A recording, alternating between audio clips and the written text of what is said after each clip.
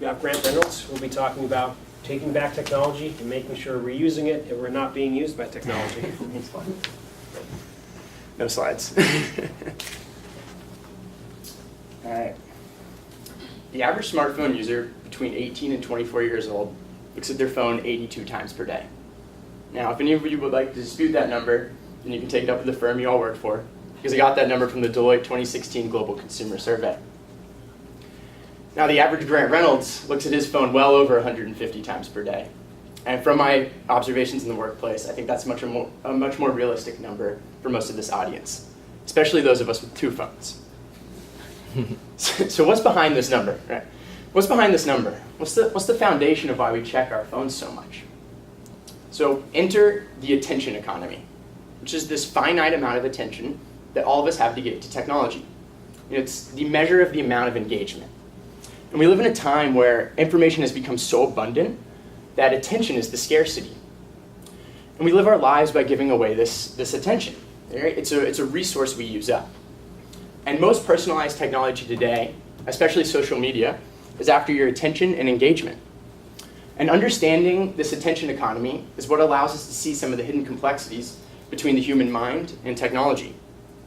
And as our interaction with technology grows more abundant and more immediate, attention becomes the limiting factor for the consumption of this content and the consumption of this information. So what does the attention economy create? Well, it's created a world dominated by a race for your attention. Specifically a world where tech giants, namely like Google, Apple, Facebook, Microsoft, etc., like these tech giants are in an arms race for your attention. And today I want to make you aware of this battle for your attention that's going on. Because you see, the metric of most modern day personalized technology, the metric of Silicon Valley, is time spent in the app, the interface, or the website. They are measuring the number of eyeballs by which their content is seen. And to give an example, like Facebook's customer is not you, it's the ads you might be looking at, right? And this is why if you're scrolling through Facebook, this is why you might see a cat video next to a picture of a relative's baby, next to some insane article about that a friend shared talking about Trump starting World War III. This is a design technique. You know, they set you up to feel a little outrage or passion, because in today's world, tapping into your rawest emotions is what gets us to spend the most time in the app. You know, yes, Facebook has refugee groups, and it might help us stay connected with friends we might not have otherwise stayed connected with, but when they show you that far left video or that far right video, they're invoking outrage on purpose so that you'll stay on and say, can you believe this, and share it, right? And you see this with news outlets all the time too. Because it's human to be attracted to these kind of visceral items we experience on a day-to-day basis with technology. And that's what keeps the attention economy pumping. So that's not even the scary part here. The scary part for me is that this means the Facebook app on your iPhone is competing on the same playing field as your workout app, or your meditation app, or your healthy food eating app, right? Apps that might actually be making apps that might actually be helping you towards one of your harder goals. And what people miss is that they think technology is just kind of evolving in this open-ended way. And we can use it however we want. But that's not really true. We kind of know where it's evolving.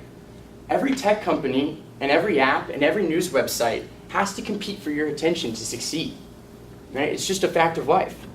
And the best way to compete for your attention in today's world is to use some of these persuasive design techniques on the brain that hack your self-awareness and ultimately shift your focus.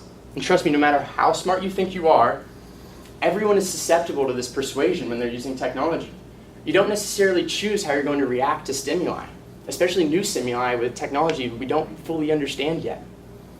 So this is where the responsibility lies for some of these tech giants and Silicon Valley companies to create interfaces or tech that allow us to not get sucked into these mind-tricking applications. For instance, when YouTube came out with autoplay, their autoplay video feature, they saw some percentage increase in time spent on YouTube for their customers, right? They grabbed a bigger portion of the attention economy pie. And Facebook and Netflix saw this and were like, whoa, that's our market share we're now losing out on. More people are on their phones or on their computers in YouTube. And so they were forced, Facebook and Netflix were forced to start using autoplay as well. And you can see how this can spiral out of control. And it's kind of already happening. Some of these companies keep going lower and lower on your brainstem to kind of hack your mind and get your attention. For instance, let's look at some of the similarities between your phone and a slot machine. You may have heard this analogy already, but our phone is full of these little variable schedule rewards, right? It's one of the most powerful conditioning techniques that exists today. And my generation especially gets sucked into the refreshing of emails and that endless scroll on Instagram and Facebook and the craziness that is Snapchat, right? So the problem here is twofold. First, we have to look at the companies like Google and Apple because they designed the interface. They get to make the decision of what to put on the menu for you. You aren't totally free in your decisions when you're using their devices. They got to decide how they were going to present content, and they went for engagement over giving you full agency. They wanted to give you a device that was fun to use and engaging, and it is. Sometimes our phones are often a better choice than reality. And the second part here is the persuasion techniques that the apps themselves use to make you kind of lose control of your instincts and ultimately shift your focus. And these two things combined is the reason your average teenager is looking at his phone at the dinner table with his family, right? When they hear that little ding or feel that little buzz in their pocket, it could be a match on Tinder or a Snapchat about where the party is tonight. Or it could be nothing. It might not have been someone trying to directly contact them, and now they've swiped open their phone, and now they're in. They're sucked back in, right? And this just goes to show how much social opportunity can get wrapped up in technology, especially for our younger generation. And there's always this narrative of, if you don't like it, if you think it's bad, then don't use it. And that's one option, but in a world where we're wrapped so much in technology and we depend so much on it, it's a pretty difficult argument to swallow. So my goal here is not to scare you guys, but at least make you all aware of this. The phenomena surrounding the attention economy is vital to understand today. And I also want to probe the idea of why there needs to be an effort to regain some of this runaway technology and possibly force the market to provide us with products, apps, or interfaces that allow us to be sure we are spending our time well. If technology can persuade us to hack our minds to do meaningless stuff, then why can't it persuade us to make us eat our broccoli, whatever your broccoli may be? Now, I wouldn't be using what I've learned at Deloitte without at least presenting some of the solutions. And there are a few early solutions for this topic. I personally don't think they're that great yet, but I think it'll still be helpful to talk about them. Step one is we need to become more self-aware. And this is by far the most important part of the solution, most important step. And this one is difficult because when we interact with technology, it's our evolutionary hardware versus 500 of the smartest engineers at Apple, and they have the most personalized data about you, and they know exactly how your brain works, and they study design persuasion techniques. So that one's difficult, but it's most important. Step two is this make us eat our broccoli proposition, the take back technology movement. And movements are difficult, but there's some good news. There's already a movement started called the Time Well Spent movement. And unfortunately it doesn't have near the following I think it should have. With this movement, people are asking questions like, what deserves my attention? And who gets to decide that? Step three is the fact that the advertising model as a whole may need to be reimagined.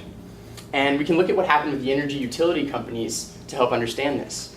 Energy companies used to have a perverse dynamic. They used to want you to use as much energy as possible, keep the lights on, let the water run, right? It was making them more money. And eventually we had to decouple how much money they were making from how much energy you used. We need to do something similar for the attention economy.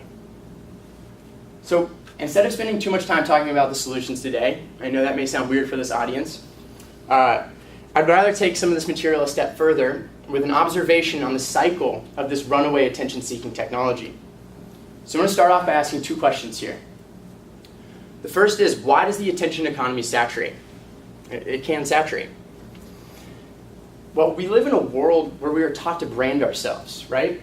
You see people constantly asking you to like, follow, and subscribe to their content, their feed, their email, their newsletter, all this stuff, right? And you even see it within Deloitte with how much networking gets pushed on us, right? And my second question here is, what happens when the attention economy saturates? Well, the market answers. We have engineers who see this as a design problem, and they create some new technology, new raw technology that is designed to free up some time, automate something, make life a little bit easier, a little quicker. And this raw tech is good, right? And when we free up time, the attention economy gets to grow, it gets to expand. And that's when that new raw tech can get corrupted. And that's when we can get sucked back in.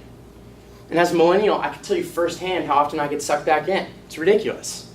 The major concern I have here is that these companies and the techniques they use to get you sucked back into the attention economy are only going to get better and more perfect over time.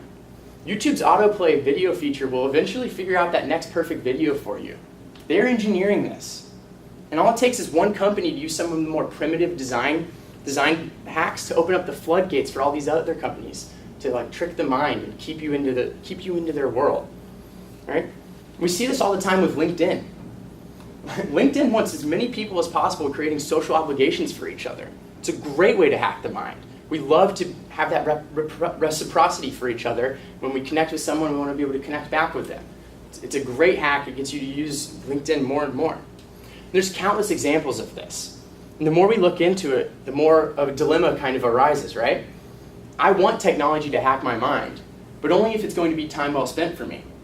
I'm by no means against technology.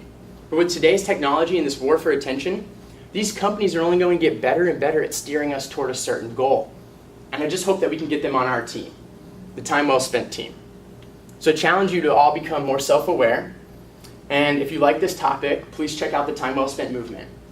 And as ironic as this may be, a simple Google search should do the trick. Thanks.